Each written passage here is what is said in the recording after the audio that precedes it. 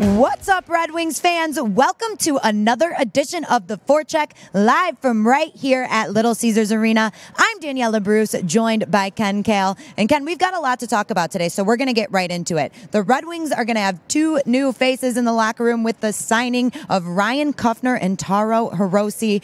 Looking at these guys, one from Princeton, one from MSU, they both look like goal scorers. They are doing very, very well for themselves in college this season. Well, they certainly are, especially Kuffner, because Kuffner, he's a great guy that can get into the slot area and he can fire the puck in, hard-nosed player. And Hirose's the kind of guy that can be a setup man as well, and he's got good success scoring goals. So both of them we'll be able to see in the next couple of weeks here for the Red Wings. And let's take a closer look at Taro Hirose. He's a bit of a local guy. He's originally from Calgary, but played hockey at MSU over in East Lansing. So the Wings have obviously been keeping a pretty close eye on him. He's got 116 points in 100 games. Well, the thing about both of these guys are they're premier college athletes, and both players have really played well, not only for the respective teams, but if you look at the numbers compared to all college students, they're in the top 5, both of them. So, good pickups for the Red Wings. Give them a lot of credit for picking them up, and let's see what they can do in the next couple weeks as Red Wings. Yeah, and Hirose actually leads the nation in scoring this season. So you were talking a little bit about it with me, just to kind of see what these guys have in the next 11 games, right?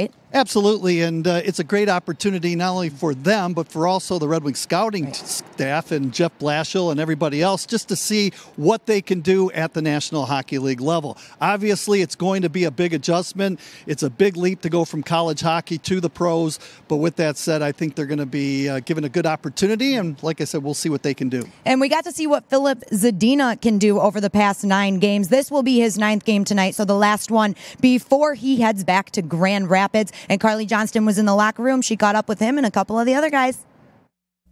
Thanks, guys. Yeah, it was an interesting morning skate. Filip Zadina's last of the season. He'll be going back down to the Griffins tonight after the game. But I got to meet and talk to Ryan Kuffner from the Princeton Tigers. Great guy. He'll be a great addition to the team.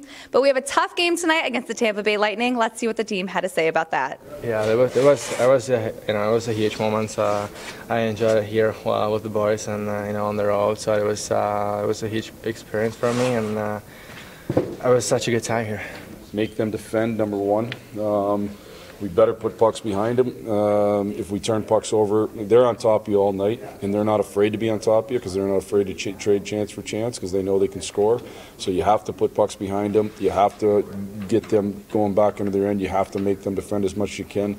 I thought, the last time we played them in Tampa, I thought we did a pretty good job in our neutral zone, making it hard on them. I thought we did a pretty good job on the track, and I thought we did a pretty good job in the O zone, or in the D zone. In the end, it wasn't enough. I didn't think we made them. I didn't think we got as many chances as we have had in the past against them. So we're going to have to find a way to defend great, check for our chances, and make sure we counterattack great. The guys are looking to get back to their winning ways against their Atlantic Division rival, Tampa Bay Lightning.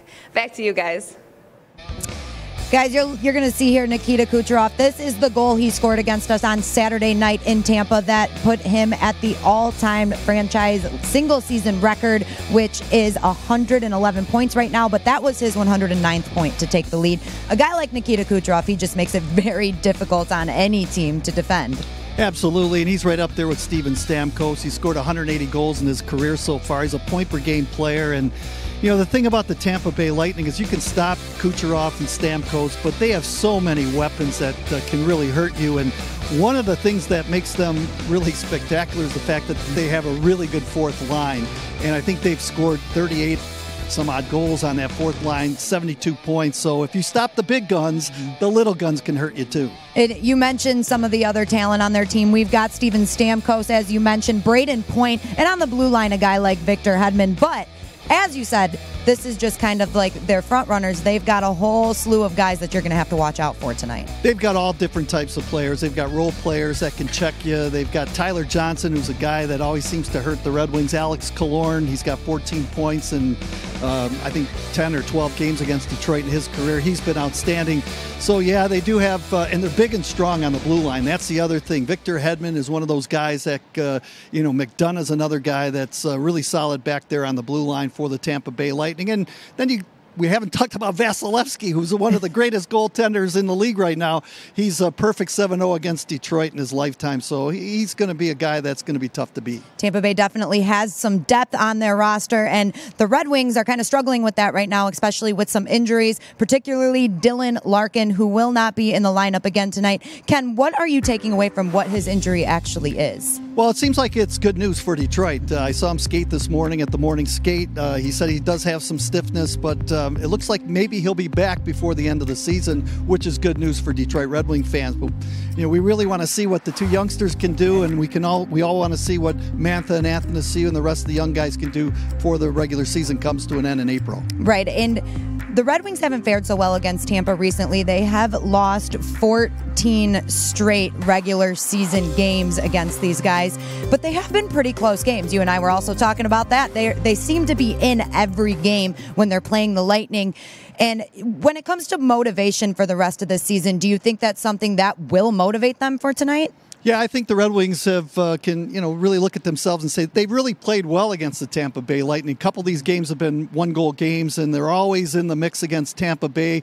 And Red Wing fans shouldn't feel bad because the Lightning have swept 11 teams already this year in the National Hockey League. Red Wings haven't won a game, but they really play them close. And again, it's another measuring stick for this Red Wing team to see how far they need to go to be against a championship caliber club like the Tampa Bay Lightning. Yeah, we're looking forward to the game tonight. Maybe we can snap that losing streak against the Tampa Bay Lightning. Guys, that puck drop is at 7:30 p.m. tonight. We want you to get down here. It's going to be a lot of fun. We're getting close to the end of the season, so only a few more chances to catch your Red Wings live in action. But if not, you can catch it on Fox Sports Detroit or, of course, with Ken Kal on 97.1 The Ticket. Ken, as always, thank you for being here, and we will see you guys next time.